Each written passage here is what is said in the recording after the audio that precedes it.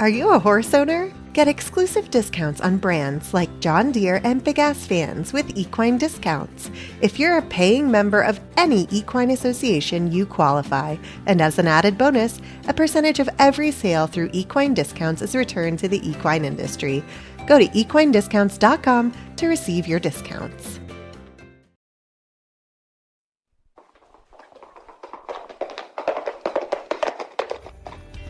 You are listening to the Horse Radio Network, part of the Equine Network family. Greetings, everyone. Coach Jen here, and thanks for tuning in to Horse Tip Daily, episode 1590, brought to you today by Ride TV.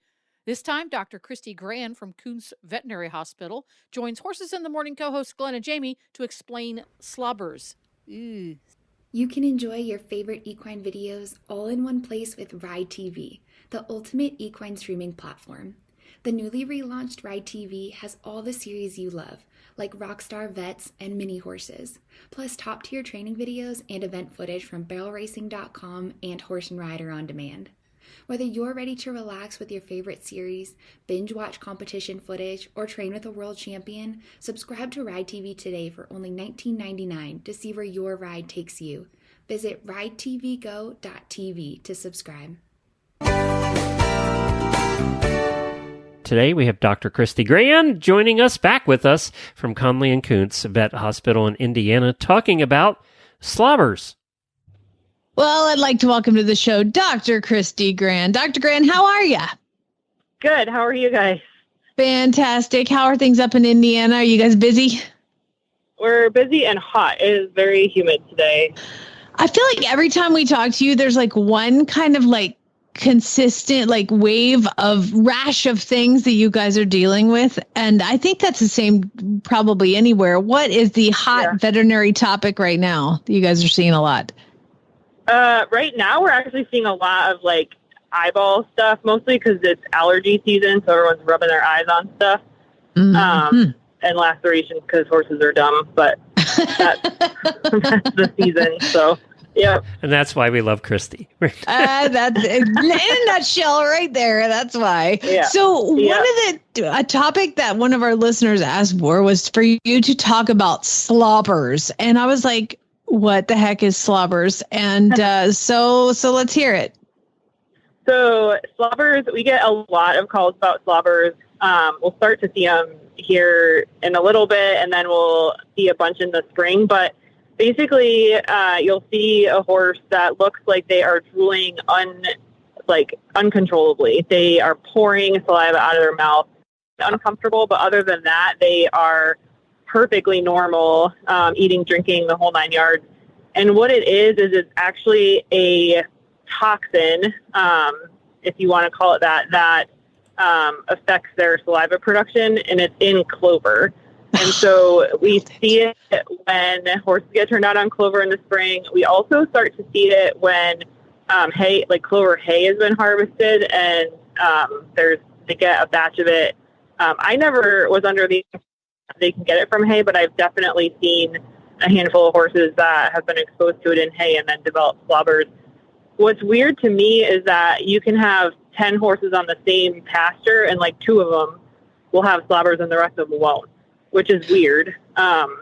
So it's mostly a annoying problem, not necessarily a like medical problem, in the fact that, they're not going to get dehydrated. They are going to keep eating. It eventually will go away.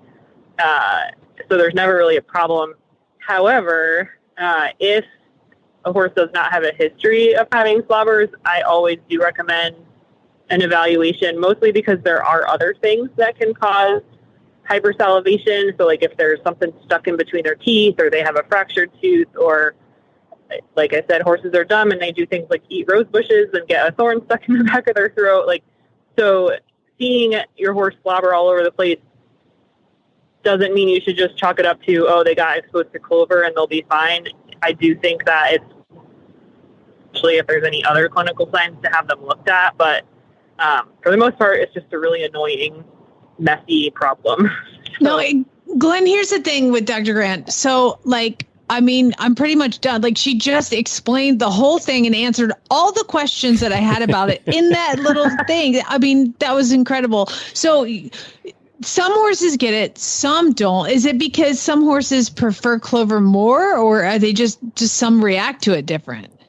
I don't know. I think I'm sure somebody somewhere has written a paper about it, but as far as I know, I think it has to do with how much they're eating, whether that specific horse reacts, in a certain way to, whatever protein is in there, that kind of thing. But it has always been odd to me that you don't have everybody on the same grass and everybody on the same hay, and only one or two of them are the ones that have problems. So it's just weird. But yeah, it's weird. Yeah, it's weird. In the world of veterinary medicine, y'all always have like words like hypersalivation and all these fancy words, and then you come at me with slobbers. Is that just like a layman's term for it? Yeah, it's slobbers is the layman's term. It's technically called Slaframine toxicity. Slaframine is the toxin that's in clover, or the thing in clover that causes this change. But yeah, slobbers does seem like a very basic. It's definitely a layman's term. I don't know. Yeah, it's definitely an easy, good descriptive term of what's going on. So. Well, so as far as like, okay, first of all, that's gross. Like, it's disgusting. You're a vet. You're not grossed out by that, but like, I don't know. Like, if my horse was slobbering all over me all the time, it's pretty gross. So do I just take him off the place that has the clover, or change the hay, or whatever we're thinking it is? Yeah. And then if it keeps slobbering, that's when they should call you. So in general, what I'll say is most horses that are strictly just slobbers, you're not going to see any other clinical signs. So most of them, don't show them, or they don't show owners that their mouth hurts. They're not like sticking their tongue out a lot. They're not extending their throat or their nose a lot to straighten their throat. Most horses that have slobbers look completely normal, other than the fact that they're making a huge mess. If a horse has a bunch of saliva coming out, but they also are doing any of those other things, so, also have snot coming out of their nose, or they also have, they're acting like their mouth hurts or something like that, that's a reason to call the vet right then, because there's probably something in the mouth, as opposed to a true Slaframine problem. If you take them off of everything and they're still slobbering, then yes, I would investigate with the veterinarian why it's continuing. But for the most part, if you just pull them off that, or even just switch, sometimes it's just like a batch of hay. So like one flake in one bale has extra clover in it, or it didn't dry quite as much, or whatever. You can even just switch bales of hay and end up with a horse that's acting perfectly fine. Well, there you have it. Horse Radio Network has thousands of engaging podcasts for horse people, and you can have them sent right to your phone. Just subscribe via your favorite podcast player. This is Coach Jen, and I will be back again soon with another tip. Until then, go ride your horse.